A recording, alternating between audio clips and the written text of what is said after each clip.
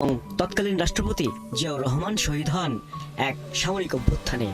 তার মৃত্যুতে দলটি নেতৃত্ব শূন্য হয়ে পড়েছিল এবং দলের ভবিষ্যৎ নিয়ে অনেক অনিশ্চয়তা সৃষ্টি হয়। জিয়াউর রহমানের মৃত্যুর পর তার স্ত্রী বেগম খালেদা জিয়া দলের নেতৃত্ব গ্রহণ করেন 1981 সালে।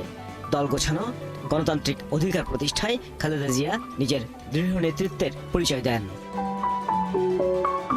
সে সময় সামরিক শাসক এরশাদের বিরুদ্ধে যুগপথ আন্দোলনে নেতৃত্ব দেন খালেদা জিয়া। এ সময় অপর রাজনৈতিক দলগুলো একযোগে এরশাদের বিরুদ্ধে আন্দোলন করে, আর বহুদলীয় গণতান্ত্রিক রাজনীতির এই সফল চর্চার পথ সুগম করেছিলেন সাবেক রাষ্ট্রপতি জিয়াউর রহমান।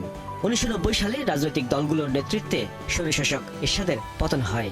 শুরু হয় গণতান্ত্রিক অভিযাত্রা, যার নেতৃত্বে ছিলেন বিএনপি চেয়ারপারসন বেগম খালেদা জিয়া। 1991 সালের জাতীয় সংসদ নির্বাচনে বিএনপি খালেদা জিয়ার নেতৃত্বে বিজয়ী হয় এবং তিনি বাংলাদেশের প্রথম মহিলা প্রধানমন্ত্রী হিসেবে শপথ নেন। খালেদা জিয়ার নেতৃত্বের কারণে আপসের নেত্রী হিসেবে রাজনৈতিক ইতিহাস বর্ণনা করেন বিএনপির নেতা ও বিশ্লেষকরা। তিনি বাংলাদেশি জাতীয়তাবাদ প্রশ্নে একটু ছাড় দেননি। খালেদা জিয়া কোনো ভয় বা লোভের কাছে গণতন্ত্র ও দেশের স্বার্থ বিকিয়ে দেননি।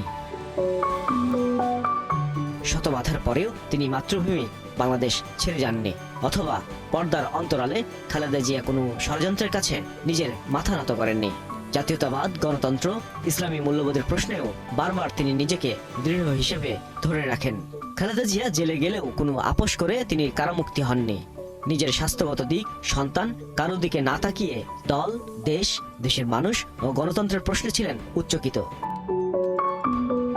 বাংলাদেশের গণতন্ত্রের প্রশ্নে দেশের প্রথম নারী প্রধানমন্ত্রী তাই পেয়েছেন আপোষহীন তকমা। বিগত হাসিনা রিজিমেও তিনি কোনো লোভ বা ভয়ের কাছে মাথা নত না করে নিজের জীবন বিপন্ন করে আরেকবার প্রমাণ করেছেন তিনি বাংলাদেশের আপোষহীন নেত্রী। 7 বছর পর উন্নত চিকিৎসার জন্য বিদেশ যাচ্ছেন, ফিরবেন সুস্থ হয়ে দেশে, ফের নেতৃত্ব দেবেন দেশের উন্নয়নে, এমন প্রত্যাশা নেতাকর্মী ও দেশের মানুষের।